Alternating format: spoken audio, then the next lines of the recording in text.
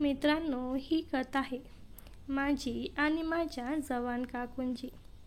माझ्या घरात मी, माझी काकू, माझा मोठा भाऊ आणि काका राहतो. आम्ही लहान असताना आईबाबांचे एका अपघातामध्ये निधन झाले होते. म्हणून लहानपणापासूनच आम्ही दोघे भाऊ काका काकूंकडेच राहतो. माझी काकू म्हणजे काकांची दुसरी बायको. खूपच सुंदर आणि इतकी देखणी आहे की कुणाच्याही मनात तिच्याबद्दल वेगळेच विचार येऊ शकतात. तिचं नाव आहे वनिता. तिच्या त्या भरदार व्यक्तिमत्वामुळे माझं मन रोज तिच्याकडे खेचलं जायचं. खरं सांगतो, ती मला माझ्या काकूपेक्षा जास्त माझी बायकोसारखी वाटायची. आमच्या आसपासचे सगळे पुरुष तिच्यावर लाईन मारायचे, पण काकू फक्त घरातल्या माणसाकडून सुंदर अनुभव घेत असायची. हो, तुम्हाला कदाचित आश्चर्य वाटेल, पण आमच्या कुटुंबातल्या पुरुषांशी ती अनुभव घ्यायची. याचं कारण कथेच्या शेवटी उघडेल. मी जेव्हा 20-21 वर्षाचा होतो, तेव्हा मला पहिल्यांदा काकूला सुंदर अनुभव देण्याची संधी मिळाली. ती रात्र माझ्या आयुष्यातील अविस्मरणीय रात्र होती. त्या दिवशी काका गावाबाहेर गेले होते आणि माझा मोठा भाऊ विजय त्यांच्या कॉलेजच्या ट्रिपवर गेला होता. घरी फक्त मी आणि काकू होतो. मी ठरवलं, आज रात्री काकूला सुंदर अनुभव देणार. रात्री मी काही चित्रपट आणि कथा वाचून घरी परतलो. डोक्यात काकूच दिसत होती, जणू ती माझी बायकोच आहे. ती स्वयंपाकघरात जेवण बनवत होती. जेवण तयार झाल्यावर तिने मला हाक मारली, "अरे दीपक, ये जेवण कर बा." मी तिच्याबरोबर जेवलो आणि मग माझ्या खोलीत गेलो. काकूनेही सगळं आवरून तिच्या खोलीत जायचं ठरवलं, पण मला त्या रात्री झोपच येईना. रात्री उशिरा मी काकूच्या खोलीत गेलो. ती झोपली होती. तिचं भरदार व्यक्तिमत्व पाहून माझं मन थांबेना. तिचे व्यक्तिमत्व पाहून मी स्वतःला थांबवू शकलो नाही आणि तिला पॅपी द्यायलाच लागलो. तिला पण बहुतेक मजा वाटत होती, पण ती मुद्दामून नाटक करत होती. थोड्या वेळाने काकू उठली आणि तिने मला ढकलून दिलं. ती म्हणाली, "दीपक, मी तुझी काकू आहे. हे सगळं चुकीचं आहे. जा तुझ्या खोलीत." मी म्हणालो, "काकू, तू माझी काकू आहेस, पण त्याआधी तू एक बाई आहेस. यात काही चूक नाही. आज मी तुला माझी बनवणार. तुझ्या जीवनात भावना टाकून सुंदर वेळचा अनुभव देणार." मी माझं तिच्याबरोबर दाखवलं. ती एकटक पाहत राहिली. तिच्या डोळ्यात एक वेगळी चमक दिसली. काकूला वाटलं की मी वयाने लहान आहे, म्हणून माझी भावना काकांच्या तुलनेत लहान असेल. पण ती पाहतच काकू मला म्हणाली, "विजय, तू तर छोटा पॉकेट बडा धमाका आहेस रे. तू तर दिसायलाच लहान आहेस, पण ताकदीने तू तर तुझ्या काकांपेक्षाही मजबूत वाटत आहेस." ती माझ्या भावनाकडे एकटक पाहून बोलत होती. तिलाही रोज सुंदर अनुभव घेण्याची सवय होती, त्यामुळे माझी भावना पाहून खुश झाली.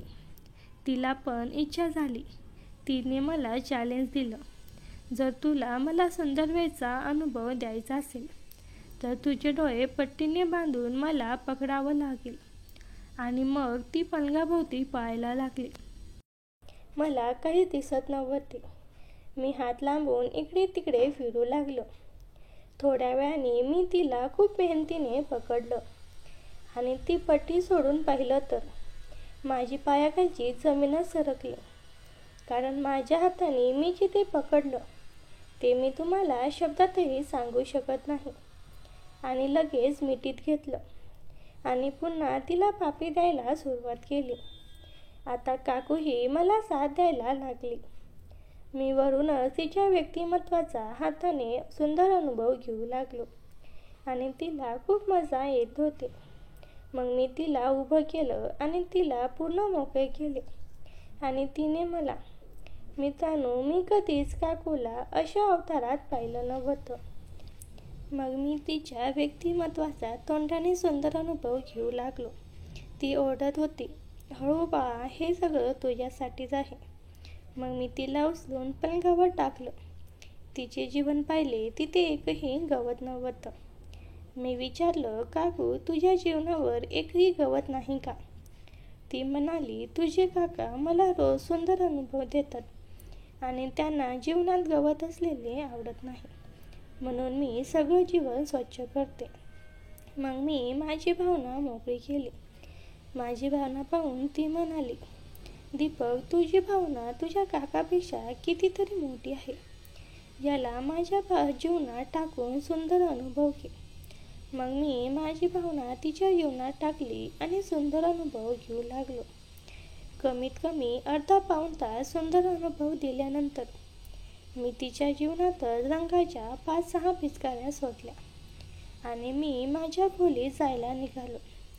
तेव्हा काकूने माझा हात पकडला आणि म्हणाली, काय रे, माझ्या अस्तित्वाचा अनुभव तुझा बाप घेणार का? चल, माझ्या अस्तित्वाचा अनुभव घे. मग मी माझी भावना तिच्या अस्तित्वात टाकली आणि सुंदर अनुभव देत म्हणालो, काकू, आजपासून तू माझी आहेस. मी तुला कधीही सुंदर अनुभव देणार. सुंदर अनुभव दिल्यानंतर तिने विचारलं, दीपक, तू मला कधी आई बनवणार? मी म्हणालो, 1 महिन्याच्या आत तुला बाळाची आई बनवतो. त्या रात्री मी तिला 4 ते 5 वेळा अनुभव दिला आणि तिला माझी पहिली बायको बनवली. दुसऱ्या दिवशी सकाळी मी तिला म्हणालो, काकांना राग येईल जर मी तुला माझ्या बाळाची आई बनवलं तर. ती म्हणाली, आमचं कुटुंब असंच आहे दीपक. तुझ्या आधी तुझा भाऊ विजय सुंदर अनुभव घेत होता. तुझ्या काकांना माहीत आहे की मी त्याच्यानंतर विजयकडून सुंदर अनुभव घेत आहे. तू मला आई बनवशील तर काही अडचण नाही. मी विचारलं, तुला सगळ्यात आधी सुंदर अनुभव कोणी दिला? ती म्हणाली, सगळ्यात आधी तुझ्या काकांनी सुंदर अनुभव दिला होता. त्यांनी मला रडवलं होतं. मग त्यानंतर? मी विचारलं. ती म्हणाली, मग मी तुझ्या काकांशी लग्न केलं. मग मी विचारलं, म्हणजे तू आणि विजय कधीपासून हे सगळं? ती हसली आणि म्हणाली, दीपक, तुझा भाऊ कॉलेजला गेला तेव्हापासून. तो घरी यायचा तेव्हा आम्ही एकमेकांना सुंदर अनुभव द्यायचो. तुझ्या काकांना याची पूर्ण कल्पना आहे. त्यांना वाटतं की घरातल्या माणसाशी हे सगळं सुरक्षित आहे. मला विश्वासच बसत नव्हता की आमच्या कुटुंबात असं काही चाललं आहे. मी काकूंना म्हणालो, काकू, कुटुंबामध्येच हे सर्व चालू आहे. याचं कारण नेमकं काय आहे? त्यावर काकू हसत हसत म्हणाल्या, बघ दीपक, तुझा भाऊ पण पहिल्या वेळेस मला हेच प्रश्न विचारलं होतं. आता त्याला सगळं काही माहीत झालं. थोडे दिवस थांब, तुला पण सर्व काही माहीत होईल आणि यात तू पण नव्याने सामील झाला आहेस. त्या रात्रीनंतर काकू आणि माझ्यातलं नातं बदललं. ती मला काकू म्हणून नाही तर एक जवळची मैत्रीण किंवा बायकोसारखी वागायला लागली. मी जेव्हा घरी असायचो तेव्हा मी एकमेकांना वेळ द्यायचो. कधी स्वयंपाकघरात, कधी तिच्या खोलीत, तर कधी रात्री उशिरा. आम्ही एकमेकांना सुंदर अनुभव द्यायचो. पण मला एक गोष्ट खटकायची. काका आणि विजय यांना याची पूर्ण माहिती होती, तरीही त्यांच्यात काहीच तणाव नव्हता. एके दिवशी काका घरी परतले. मी घाबरलो होतो की आता काय होणार. पण काकाने मला बाजूला घेतलं आणि म्हणाले, दीपक, तू आता मोठा झाला आहेस. काकू तुझी सुद्धा काळजी घेते हे मला माहीत आहे. पण एक गोष्ट लक्षात ठेव, आमच्या कुटुंबातलं हे सगळं आपल्यापुरतं आहे. बाहेर कुणाला काही कळायला नको. मी फक्त मान डोलावली. पण मला कळलं की हे सगळं आमच्या कुटुंबाचं एक गुपित रहस्य आहे. काही दिवसानंतर विजयही ट्रीपवरून परतला. त्याने मला आणि काकूला एकत्र पाहिलं. तेव्हा तो हसला आणि म्हणाला, दीपक, तू पण आता आमच्या गेममध्ये सामील झाला आहेस, नाही का? मी लाजलो, पण काकूने हसत हसत विजयला मिठी मारली आणि म्हणाली, आता आम्ही तिघे मिळून मजा करू. त्या रात्री आम्ही तिघांनी एकत्र जेवण केलं आणि मग काकूने आम्हा दोघांना तिच्या खोलीत बोलावलं. पण विजयसमोर माझी हिंमतच होत नव्हती. विजय खूप दिवसापासून बाहेर असल्यामुळे तो जोराने सुंदर अनुभव द्यायला लागला. मी एका जागी शांत उभा होतो. विजयने माझा हात पकडून मला त्यांच्याकडे घेऊन गेला. त्या रात्रीचा अनुभव इतका अविस्मरणीय होता की मी कधीच विसरणार नाही. काकूने आम्हा दोघांना एकाच वेळी सुंदर अनुभव दिला आणि आम्ही तिला तितक्याच उत्साहाने साथ दिली. पण काही दिवसांनी काकूने मला एक धक्कादायक बातमी सांगितली.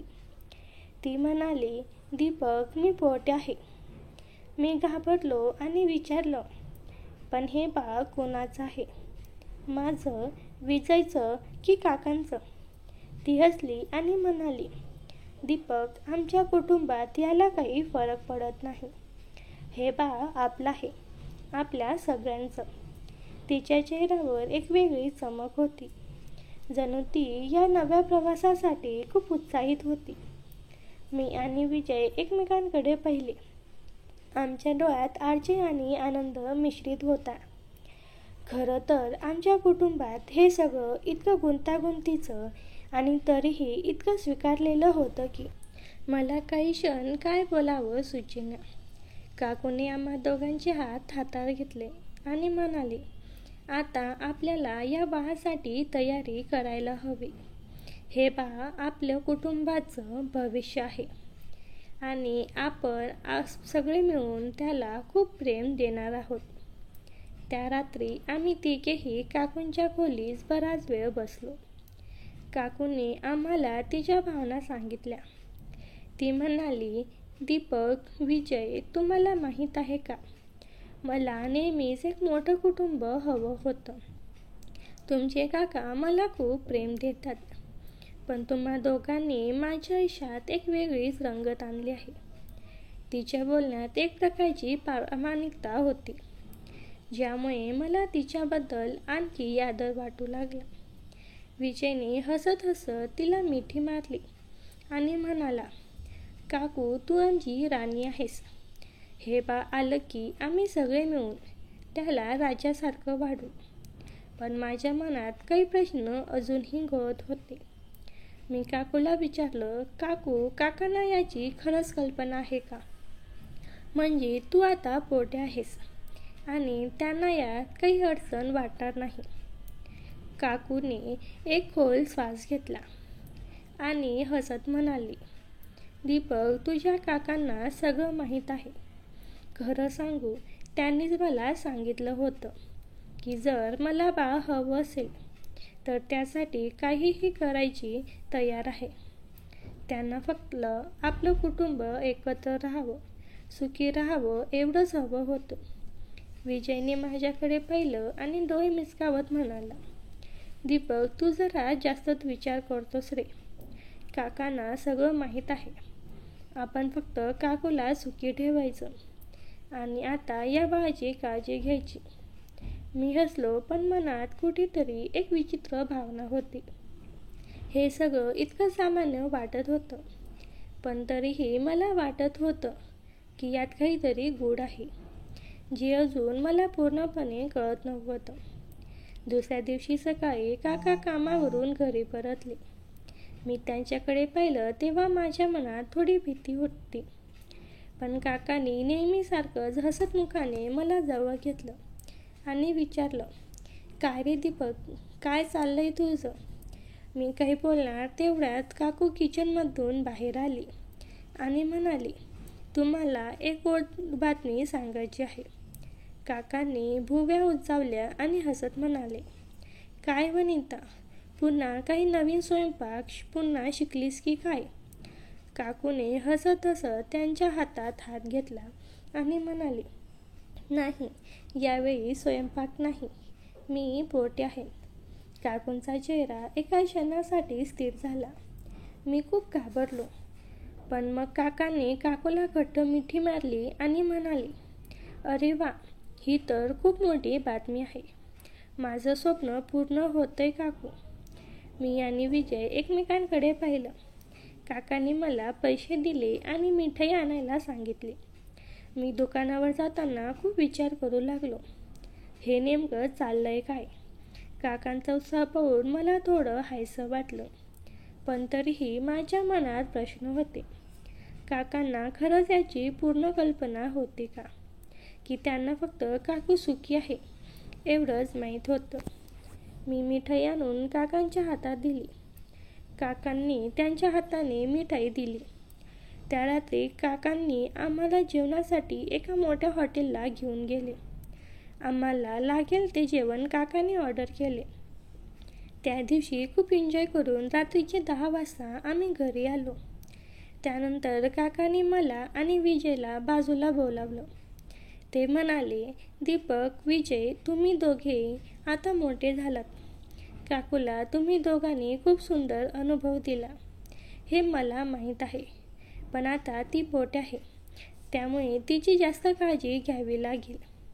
तिच्या तब्येतीकडे लक्ष द्या आणि तिला काही त्रास होणार नाही याची काळजी घ्या. मी आणि विजयने मान डोलावली. काकाचं बोलणं ऐकून मला जाणवलं की त्यांना सगळं माहीत आहे आणि त्यांना यात काहीच अडचण नाही. खरं तर त्यांना यातून आनंदच मिळत होता. पुढचे काही महिने आमच्या कुटुंबात एक वेगळीच रंगत आली. काकूंची तब्येत बदलत होती आणि तिच्या चेहऱ्यावर एक अनोखी चमक दिसत होती. ती आता जास्त वेळ आराम करायची आणि मी, विजय आणि काका मिळून तिची काळजी घ्यायचो. ती मला सकाळी फळ आणून द्यायचो. विजय तिला डॉक्टराकडे घेऊन जायचा आणि काका तिच्याशी रात्री गप्पा मारत तिला हसवायचे. आमच्या कुटुंबात एक वेगळीच गोष्ट निर्माण झाली होती. काकू आता फक्त आमची काकू किंवा पत्नी नव्हती, तर ती आमच्या सगळ्यांची केंद्रबिंदू बनली होती. पण माझ्या मनात अजूनही काही प्रश्न होते. एके दिवशी मी काकूला एकट्याला विचारलं, काकू, तू म्हणालीस की हे बाळ आपल्या सगळ्यांचं आहे, पण खरंच सांग, तुला कधी असं वाटत नाही का की यात काहीतरी चूक आहे? काकूने माझ्याकडे पाहिलं आणि हसत म्हणाली, दीपक, तू अजूनही खूप विचार करतोस.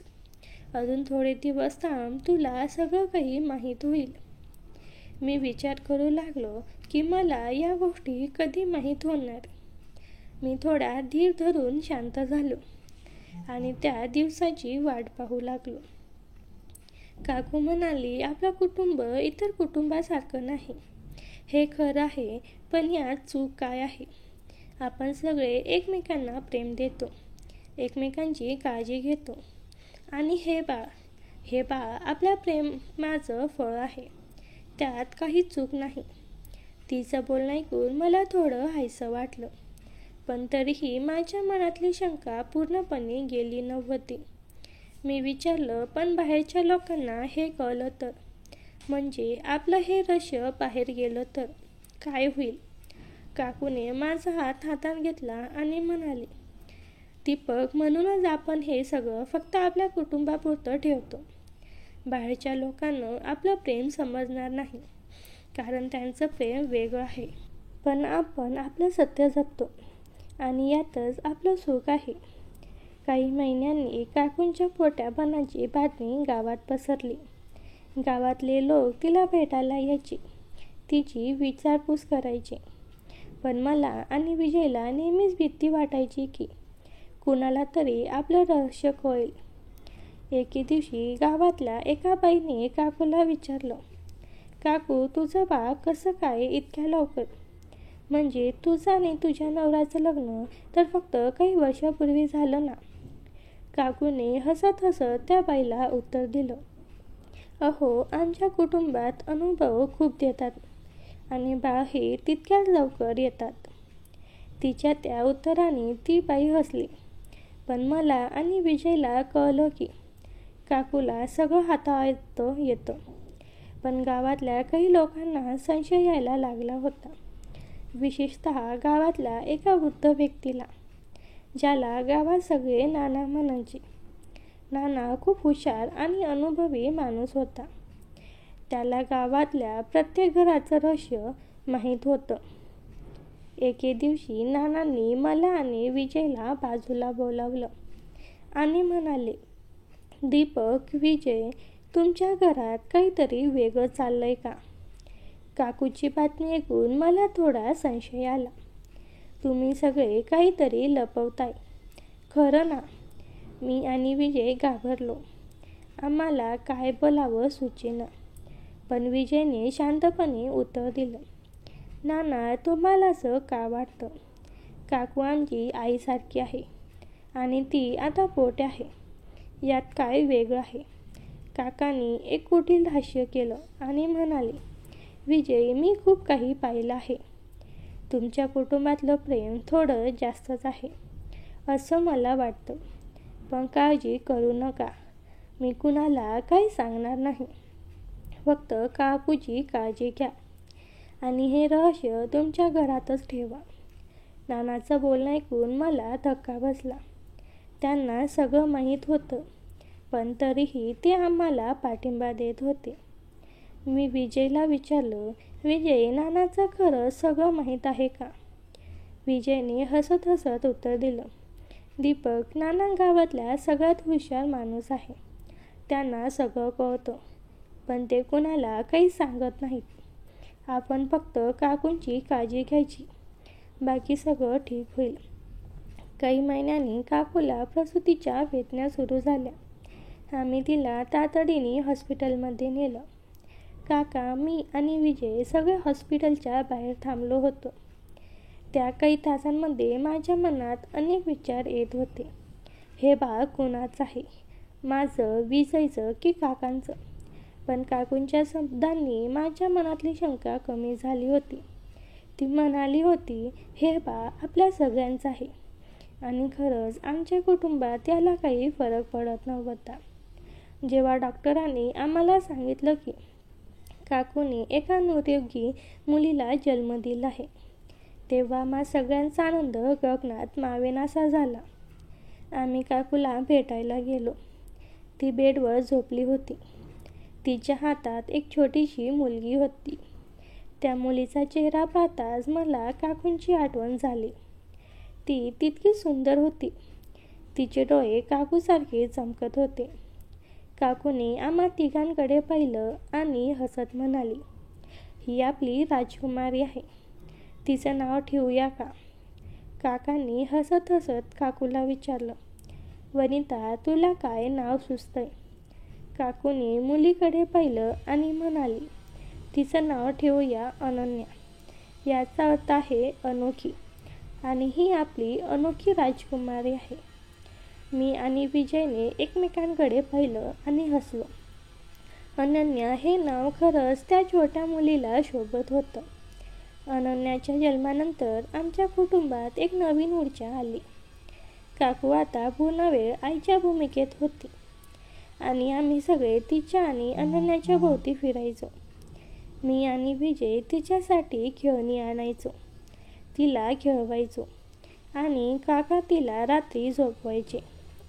काकू आता जास्त सुंदर दिसायला लागली होती. तिच्या चेहऱ्यावर मातृत्वाची एक वेगळी चमक होती. पण अनन्याच्या जन्मानंतर माझ्या आणि काकूच्या नात्यात थोडा बदल झाला. आता ती माझ्यासाठी एक प्रियकर किंवा पत्नी नव्हती, तर ती खऱ्या अर्थाने माझी काकू बनली होती. मी तिला आता जास्त आदराने पाहायला लागलो होतो.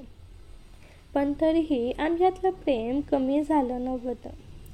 कधी कधी रात्री जेव्हा अनन्या झोपलेली असायची, तेव्हा काकू आणि मी सुंदर अनुभव घ्यायचो.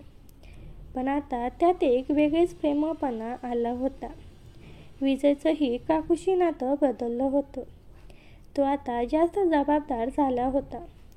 तो म्हणायचा, दीपक, आता आपण फक्त काकूची काळजी घ्यायची नाही, तर अनन्याचीही काळजी घ्यायची आहे. ती आपली छोटी बहीण आहे आणि आपण तिला खूप प्रेम देणार आहोत. मी त्यांच्याशी सहमत होतो.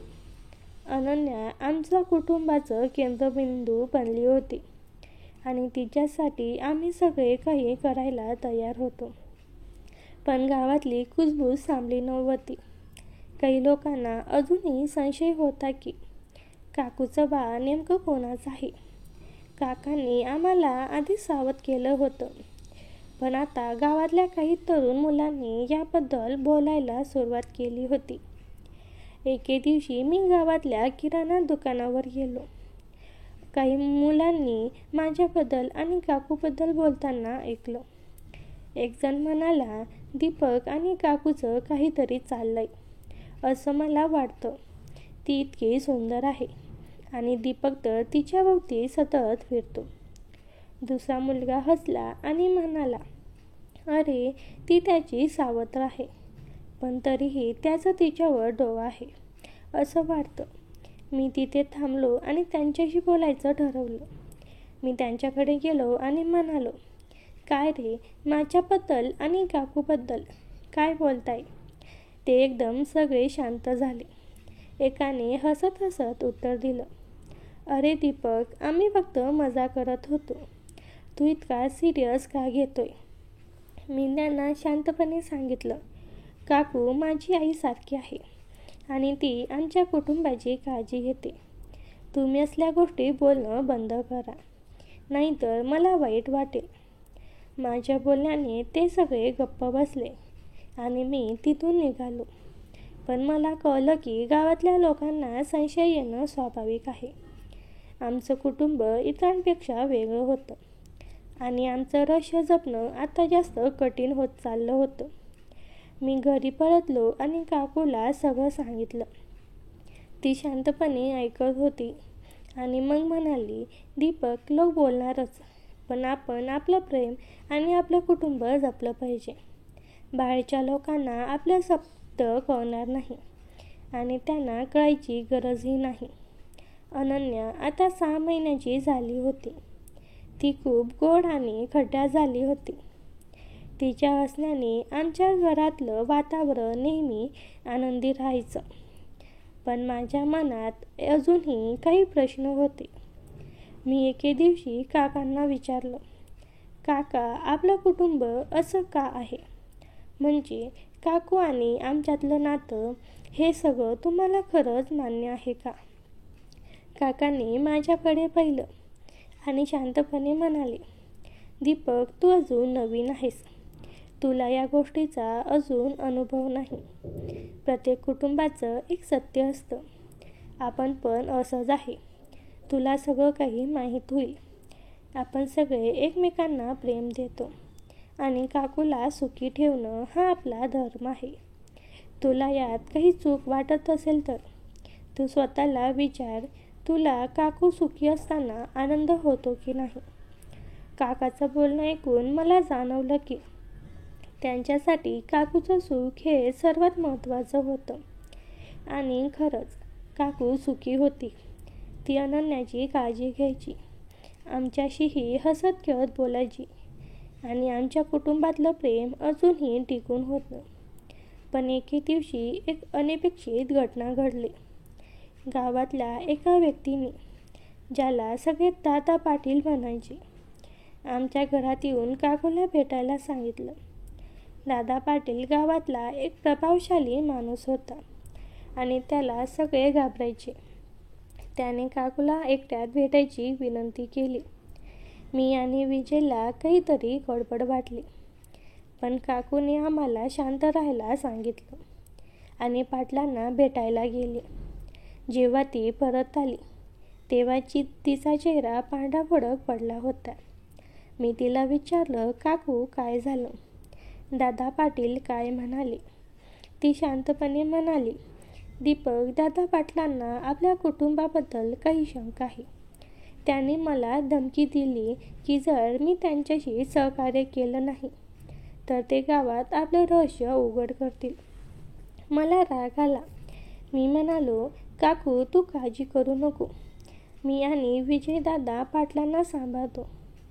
पण काकूने माझा हात पकडला आणि म्हणाली, दीपक, हिंसा काही सोडवणार नाही. आपल्याला हुशारीने हाताळावं लागेल. मी आणि विजयने ठरवलं की आम्ही दादा पाटलांशी बोलणार. दुसऱ्या दिवशी आम्ही त्यांच्या घरी गेलो. दादा पाटील त्यांच्या मोठ्या वाड्यात बसले होते. त्यांनी आम्हाला पाहिलं आणि हसत म्हणाले, अरे दीपक, विजय, काय काम आहे? मी थेट विषयाला हात घातला. दादा पाटील, तुम्ही काकूला धमकी का दिलीत? आमच्या कुटुंबातलं सगळं आमची मर्जी आहे. तुम्हाला यात पडायचं कारण काय? दादा पाटलांनी एक कुटील हास्य केलं आणि म्हणाले, दीपक, गावात सगळ्यांना माहीत आहे की तुमच्या कुटुंबात काहीतरी वेगळं चाललंय. तुझी काकू ही गावातल्या सगळ्यात सुंदर बाई आहे आणि तिच्याबरोबर राहायला कुणाला नाही आवडणार. मी फक्त म्हणतोय की जर काकू माझ्याशी थोडी मैत्री केली तर मी तुमचं रहस्य जपेन. विजयला राग आला. तो म्हणाला, दादा पाटील, तुम्ही असं बोलणं बंद करा, नाहीतर तुम्हाला पश्चाताप होईल. पण मी विजयला शांत केलं आणि पाटलांना म्हणालो, पाटील, तुम्हाला जे वाटतंय ते चुकीचं आहे. काकू आमच्या कुटुंबाचा हिस्सा आहे आणि आम्ही तिची काळजी घेतो. तुम्ही जर आमच्या कुटुंबाला त्रास दिलात तर गावातले लोक तुमच्याबद्दल काय विचार करतील याचा विचार करा. दादा पाटलांनी आमच्याकडे एकटक पाहिलं आणि मग हसत म्हणाले, ठीक आहे दीपक, मी काही करणार नाही. पण काकूला सांग की माझी ऑफर अजूनही खुली आहे. आम्ही तिथूनच निघालो. पण मला कळलं की दादा पाटील इतक्या सहजासहजी शांत बसणार नाहीत. घरी परतलो तेव्हा काकूला सगळं सांगितलं. ती शांतपणे ऐकत होती आणि मग म्हणाली, दीपक, विजय, तुम्ही दोघेही माझ्यासाठी खूप काही करता. पण पाटलांसारखे लोक आपल्याला त्रास देत राहतील जोपर्यंत आपण गावात आहोत. मला वाटलं आपण गाव सोडून दुसरीकडे जावं. मी आणि विजय अडचणी तिच्याकडे पाहिलं. गाव सोडणं हा विचार आमच्या मनात कधीच आला नव्हता.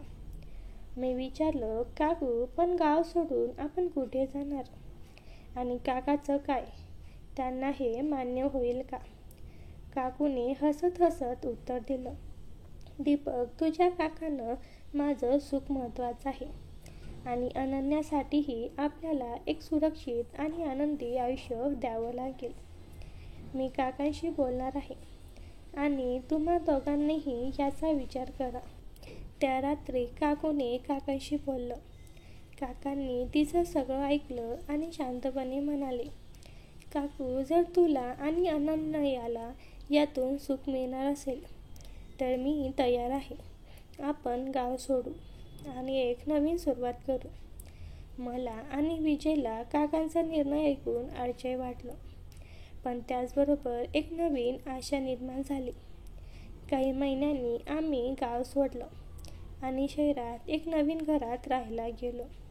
शहरात कुणाला आमचं रहस्य माहीत नव्हतं आणि आम्ही सगळे एक नवीन आयुष्य सुरू केलं. काकू, अनन्या, काका, मी आणि विजय, आम्ही सगळे एकमेकांसोबत सुखी होतो. अनन्या आता मोठी होत होती आणि तिच्या खड्यापणाने आमचं घर नेहमी आनंदाने भरलेलं असायचं. काकू आता जास्तच प्रेम आणि जबाबदार झाली होती. ती अनन्याची काळजी घ्यायची आणि आम्हा सगळ्यांना एकत्र ठेवायची. मी आणि विजयही आता जास्त जबाबदार झालो होतो. आम्ही दोघांनी नोकऱ्या सुरू केल्या आणि काकांनाही शहरात एक छोटा व्यवसाय सुरू केला.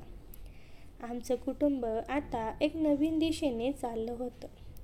पण आमच्यातलं प्रेम आणि जवळ कधीच कमी झाली नाही. एके रात्री जेव्हा अनन्या झोपली होती तेव्हा काकूने मला आणि विजयला बोलवलं. ती म्हणाली, दीपक, विजय, तुम्हा दोघांनी माझ्यासाठी खूप काही केलं, पण आता मला एक नवीन स्वप्न आहे. विजय, तू आता 26 वर्षाचा झाला आहेस.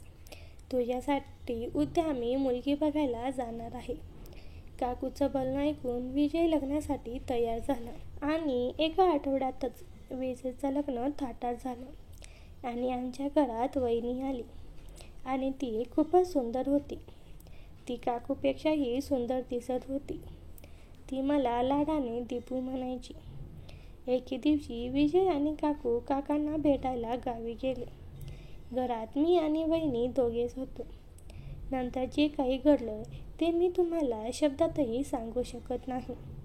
वहिनीला आमच्या कुटुंबाबद्दल काहीच माहीत नव्हतं आणि विजय आता वहिनीला कशा पद्धतीने वापर करायला लावतील हे मी तुम्हाला भाग 2 मध्ये सांगणार आहे. पुढे कथा खूप वेगळ्या दिशेने जाणार आहे. त्यासाठी आपल्या चॅनलला सबस्क्राईब करा आणि बेल आयकॉनला ऑल करून ठेवा, जेणेकरून तुम्हाला पुढच्या व्हिडिओची नोटिफिकेशन मिळतील. आणि कमेंटमध्ये भाग 2 लिहा. धन्यवाद.